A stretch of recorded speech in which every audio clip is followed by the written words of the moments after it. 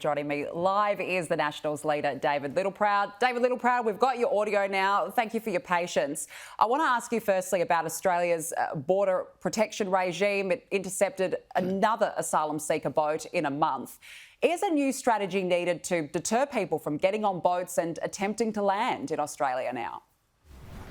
Well, this is people smugglers testing this government. Their business model is about getting people into Australia illegally, and what they see is an opportunity to test their business model in being able to sell a trip to Australia and a pathway to Australia through a boat.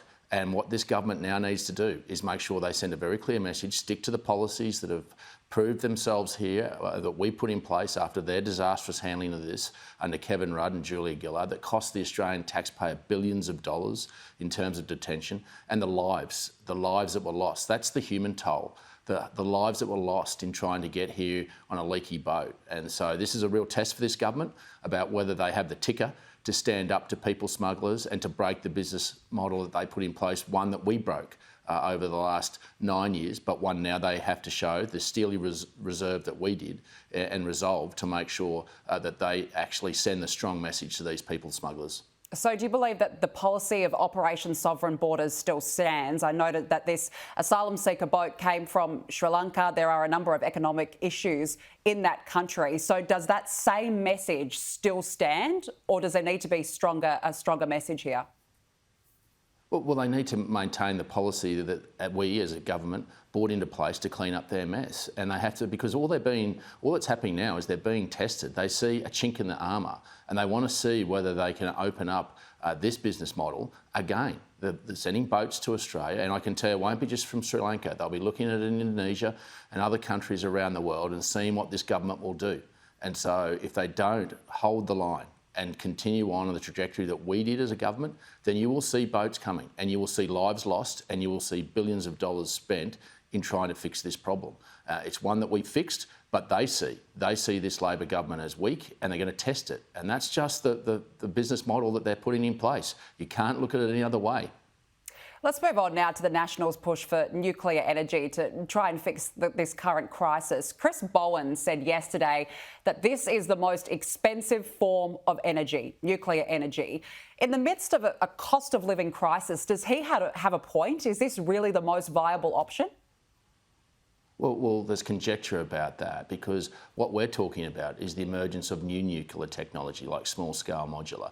And even as it's being developed in Northern America as we speak now, there's conjecture about those costs and what that may be. But we're not throwing this down people's throats. We're saying let's have a mature conversation, not like Chris Bowen screaming and pointing at everybody. He just needs to calm down. He has to work through this methodically, as we did as a government, and we put all the options on the table. And what we're saying, and the Nationals, I get that our coalition partners, the Liberals, aren't as advanced in acceptance of nuclear, nor is the Labor Party. But what we're saying is let's have a mature conversation about what that technology might look like, and if it is cheap and it gets affordable in the emergence of this technology, particularly what's happening in Northern America, then why wouldn't we adopt it? And so this isn't going to be short term, this is long term. This is about having a mature conversation. I thought the Prime Minister wanted to bring a new political construct. All we've got is Chris Bowen yelling and screaming. They're very keen to look at hydrogen as a long-term model for baseload, because this is about baseload reliability. They're looking at hydrogen. Why wouldn't you actually run the ruler over nuclear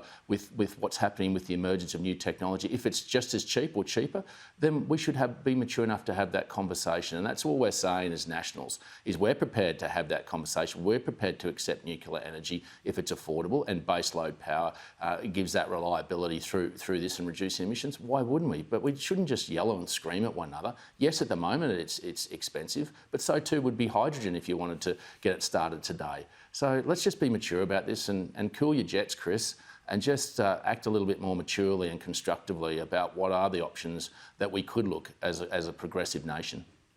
The Coalition had many years in government to come up with ideas and solutions and to be able to plan for an event like this. Why didn't you do something about this in government? Why now? Well, our coalition partners aren't as accepting of nuclear energy as what we are as a National Party. We're only one part of the coalition, and we had to come together and make sure that we had a solution that moved forward. And obviously the Liberal Party is still working through the acceptance of nuclear energy. The Nationals aren't, and that's why we're prepared and we continue to push for it in our coalition. And that's why we're continuing to do it now. But in terms of long-term policy, we actually are being vindicated by what Chris Bowen and his ministers, the state ministers, came back yesterday in increasing gas supply. That's exactly what we've been investing. That's the trajectory that the government took. So Chris Bowen's coming back and saying there was 9 years of inaction.